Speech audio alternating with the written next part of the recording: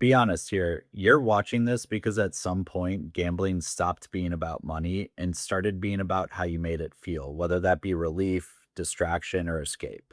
A way to shut your brain off for a little while. And that's where it gets dangerous. Because here's the truth: gambling doesn't save you, it just gives you a temporary break from yourself and then comes back asking for more. And if you've started treating gambling like relief or like rescue or like the one thing that makes life feel bearable, you're already in a dangerous spot. And I get it. Maybe it actually did help at first. Maybe it gave you something to focus on when your brain felt chaotic. Maybe it made you feel alive when everything else felt numb. Maybe it gave you a break from your own thoughts. And that's why this is so hard to talk about honestly, because for a lot of people, gambling doesn't start as greed, it starts as relief or a distraction, a release valve, a way to not feel what you're feeling. But that's the trap. Because when your head feels unbearable, anything that changes your state fast starts to feel powerful. And gambling does that really well. When you feel overwhelmed, it narrows your focus. When you feel ashamed, it gives you something else to think about. When you feel empty, it gives you stimulation. When you feel stuck, it gives you possibility. And for a little while, everything else fades. The stress, the anxiety, the emptiness, the noise in your head, all of it gets replaced by one thing: having action. The bet, following the score, the possibility, the rush. And in that moment, it feels like it's helping you, like it's saving you from whatever you were feeling before.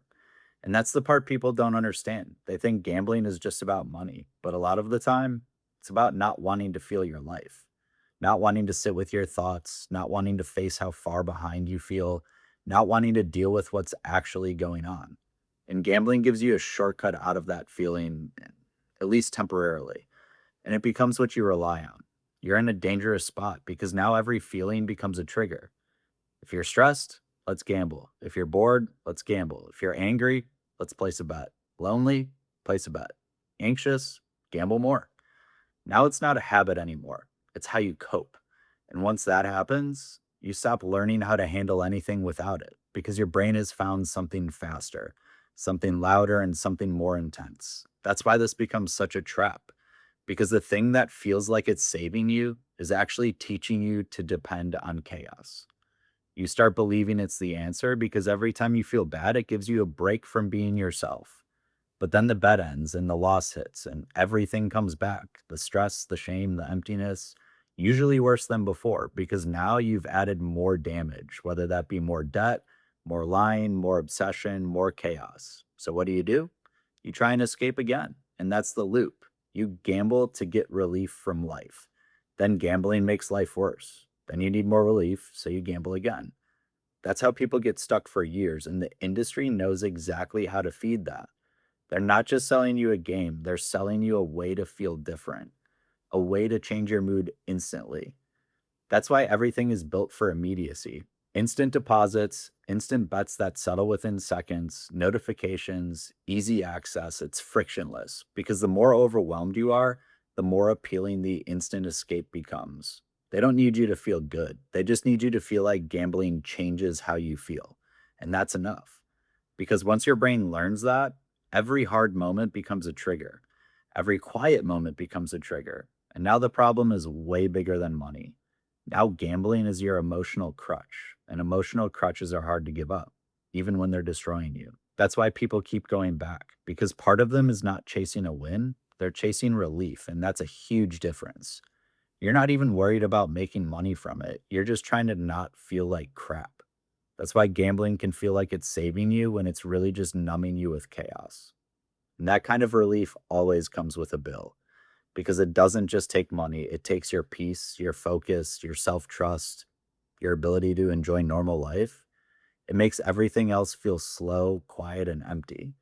And now real life starts to feel unbearable because without action, you're not healing, you're becoming dependent. And it wrecks your relationships too because gambling isolates you.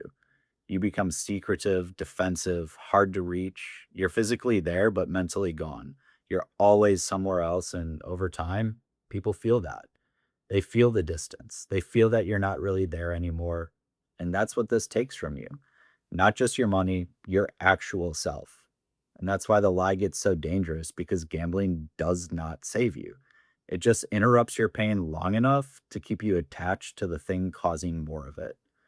So ask yourself honestly, did gambling really save you or did it just give you a break and then leave you worse off? Because if it were really helping, your life would be better by now. You'd have more peace and more stability, more control. But if instead you have more stress, more obsession, and chaos, then it's not your solution, it's your trap. And I say that with zero judgment because I know how convincing that feeling can be. I know what it's like when chaos feels like relief, but that confusion will ruin you if you don't challenge it because gambling borrows the language of relief, but what it gives you is dependence. So if you feel like gambling is saving you, I need you to hear this. It's not. It's teaching you to run from yourself. And the longer you believe it's helping, the longer you stay stuck. So ask yourself this: are you actually getting better or are you just escaping for a little while? Because those are not the same thing. And the harsh truth is this: the thing you thought was saving you might be the exact thing keeping you trapped.